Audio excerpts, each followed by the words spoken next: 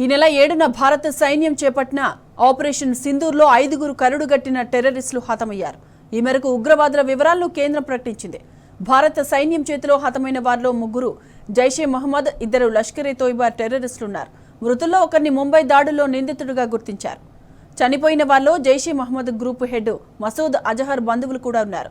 జైషే గ్రూపునకు చెందిన మసూద్ అజహర్ బావమర్దులు హఫీజ్ మహమ్మద్ జమాల్, మహమ్మద్ యూసఫ్ అజహర్తో పాటు మహమ్మద్ హసన్ ఆపరేషన్ సింధూర్లో హతమయ్యారు.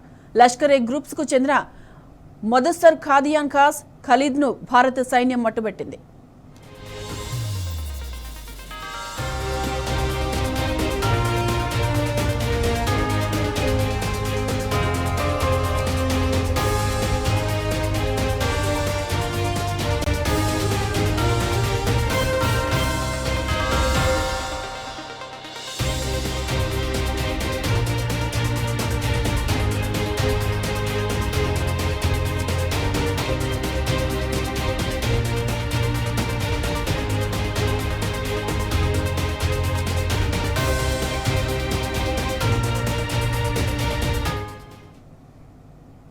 ఈ నెల 7న భారత సైన్యం చేపట్టిన ఆపరేషన్ సింధూర్లో 5గురు కరుడుగట్టిన టెర్రరిస్టులు హతమయ్యారు. ఈ మేరకు ఉగ్రవాదుల వివరాలను కేంద్రం ప్రకటించింది. భారత సైన్యం చేతిలో హతమైన వారిలో 3 జైషే మహమ్మద్, 2 లష్కర్-e-తోయిబా టెర్రరిస్టులున్నారు. మృతుల్లో ఒకరిని ముంబై దాడుల్లో నిందితుడిగా గుర్తించారు. చనిపోయిన వారిలో జైషే మహమ్మద్ గ్రూప్ హెడ్ మసూద్ అజహర్ బంధువులు కూడా ఉన్నారు. జైషే గ్రూపునకు చెందిన మసూద్ అజహర్ బావమర్దులు హఫీజ్ మహమ్మద్ జమాల్, మహమ్మద్ యూసఫ్ అజహర్తో పాటు మహమ్మద్ హసన్ ఆపరేషన్ సింధూర్లో హతమయ్యారు. ఇక ఇదే అంశానికి సంబంధించిన పూర్తి details crime bureau chief Bhaskar అడిగి తెలుసుకుందాం. భాస్కర్, చెప్పండి. భారత సైన్యం ఈ నెల మే 7న పాకిస్తాన్ లో నిర్వహించినటువంటి దాడిలో మరణించినటువంటి ఉగ్రవాదుల వివరాలను వెల్లడించింది కేంద్ర ప్రభుత్వం. దీనికి సంబంధించి మదర్సార్ ఖాదియాన్ ఖాస్ అలియాస్ ఆబు జిందాల్ లష్కర్-e-తోయిబా సంబంధం ఉన్నటువంటి వ్యక్తిగా అతని అంత్యక్రియలు ప్రార్థన ఒక ప్రభుత్వ పాఠశాలలో జరిగిందని, దీన్ని జమాత్ దావా అంటే ప్రపంచ ఉగ్రవాదిగా పేర్కొనబడిందని కూడా వివరాలు చెప్పడం జరిగింది. అదేవిధంగా హఫీజ్ అబ్దుల్ రఫూ దీనికి సంబంధించినటువంటి దాన్ని నడిపించాడు. దీనికి పాక్ ఆర్మీ లెఫ్టినెంట్ జనరల్ కూడా ఆయన అంత్యక్రియలకు హాజరై ఆయనతో పాటు పంజాబ్ పోలీస్ ఐజీ కూడా ఈ ప్రార్థనా కార్యక్రమంలో పాల్గొన్నారని ప్రెస్ నోట్ ద్వారా చెప్పారు. ఇక మరో వ్యక్తి హఫీజ్ మహమ్మద్ జమీల్ జైషే మహమ్మద్ తో సంబంధం ఉన్నటువంటి వ్యక్తి, అతను మౌలానా మసూద్ అజార్ యొక్క పెద్దలుడని కూడా తెలుసుకొచ్చారు. 3వ వ్యక్తి మహమ్మద్ యూసుఫ్ అజార్ అలియాస్ ఉస్తాద్జీ అలియాస్ మహమ్మద్ సలీం అలియాస్ గోషి సాహెబ్ జైషే మహమ్మద్ తో సంబంధం ఉన్నట్టుగా ఉంది. అతను మౌలానా మసూద్ అజార్ యొక్క అల్లుడని కూడా చెప్పుకొచ్చారు. అతను ఐసీ 814 ఫ్లైట్ హైజాక్ కేసులో వాంటెడ్ గా ఉన్నాడు. మరొక 4వ తీవ్రవాది ఖలీద్ అలియాస్ అబు ఆకాషా లష్కర్-e-తోయిబాతో సంబంధం ఉన్నటువంటి వ్యక్తి, అతను జమ్మూ కాశ్మీర్ లో అనేక ఉగ్రవాద దాడుల్లో పాల్గొన్నాడు అనేటువంటి కూడా చెప్పుకొచ్చారు.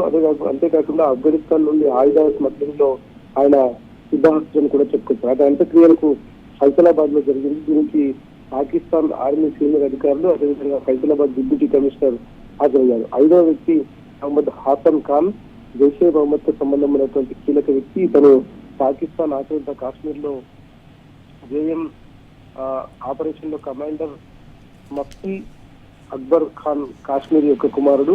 అతను జమ్మూ కాశ్మీర్ లో కూడా ఉగ్రవాదులను సమన్వయం చేయడంలో అంటే వాళ్ళతో కోఆర్డినేట్ చేయడంలో కీలక పాత్ర పోషించాలని చెప్పుకొచ్చారు. మొత్తం 5గురు వ్యక్తులు దీనికి సంబంధించి చనిపోయినట్టుగా ఢిల్లీలో కేంద్ర ప్రభుత్వం ఇచ్చినటువంటి దాంట్లో ప్రెస్ నోట్లు చెప్పడం జరిగింది. మే 7న జరిగినటువంటి ఈ ఇష్యూకు సంబంధించి పాకిస్తాన్ లో నిర్వహించినటువంటి దాడుల్లో మరణించినటువంటి ఉగ్రవాదుల వివరాలు, వాళ్ళు ఉగ్రవాదుల కార్యకలాపాల్లో నిమగ్నమైనటువంటి వ్యవహారం, వాళ్ళకు ఉన్నటువంటి ఉగ్రవాద సంస్థల కార్యకలాపాలు, వాళ్ళు వివిధ ఉగ్రవాద కార్యకలాపాలు చేస్తూ భారత్ తో పాటు ఇతర ఉగ్రవాద కార్యకలాపాల్లో ఇన్వాల్వ్ అయినటువంటి వాళ్ళ ట్రాక్ రికార్డు కూడా వాళ్ళు చెప్పడం జరిగింది. అంతేకాకుండా ఈ చనిపోయినటువంటి వ్యక్తులకు సంబంధించినటువంటి దాంట్లో వాళ్ళు చనిపోయిన తర్వాత ఆ మతం ప్రకారం వాళ్ళ మతం ప్రకారం జరిగేటువంటి అంత్యక్రియలో పాల్గొన్నటువంటి అక్కడి ఆర్మీ అధికారులు, పోలీస్ అధికారులు వాళ్ళ పేరుతో సహా సంపాదించినటువంటి కేంద్ర ప్రభుత్వం దాంట్లో పాల్గొన్నటువంటి ఆర్మీ అధికారులను, పోలీసు అధికారులను పూర్తి వివరాలను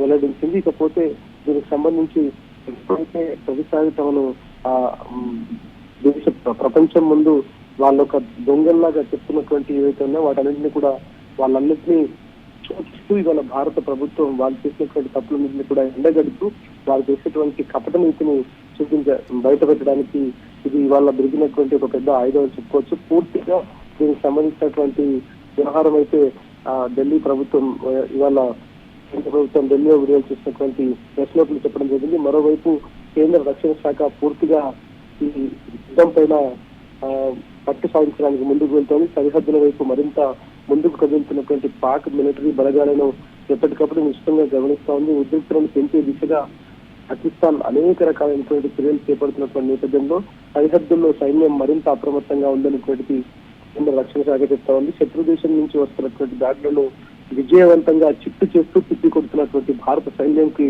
సల్యూట్ చేస్తున్నటువంటి పరిస్థితి కనిపిస్తోంది. మొత్తం ఎప్పటికప్పుడు కుటిల యత్నాలను కుటిల ప్రయత్నాలను చేస్తున్నటువంటి పాకిస్తాన్ సంబంధించినటువంటి దొంగ బుద్ధిని ఎప్పటికప్పుడు ఎండగడుతున్నటువంటి పరిస్థితి కనిపిస్తోంది. ఇక ప్రజలే టార్గెట్ గా అంటే జనవాసాలనే టార్గెట్ గా పాకిస్తాన్ నుంచి వదులుతున్నటువంటి డ్రోన్లు కావచ్చు, క్షిపణులు కావచ్చు, బాంబులు కావచ్చు, వీటన్నింటి కూడా ఎప్పటికప్పుడు వెనక్కి పంపిస్తున్నటువంటి పరిస్థితి కనిపిస్తుంది. గాలిలోనే పేల్చి వేసినటువంటి పరిస్థితి కనిపిస్తుంది. కానీ ఇవాళ రాత్రి ఖచ్చితంగా అనేక రకాల ప్రజలు ఎక్కువగా ఉన్నటువంటి ప్రాంతాలు జనవాసాలను టార్గెట్ గా చేసి పాకిస్తాన్ దాడి నిర్వహించవచ్చునేటువంటి కేంద్ర వర్గాలు హెచ్చరించాయి. ఆ రకంగా దానికి సంబంధించినటువంటి ఏర్పాట్లను కూడా ఎక్కడ ఎలాంటి ఇబ్బంది లేకుండా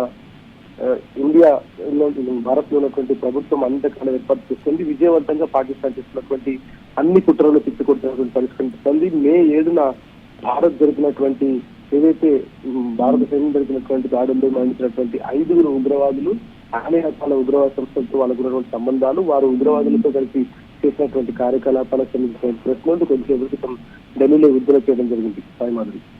రైట్ భాస్కర్, థ్యాంక్ యూ.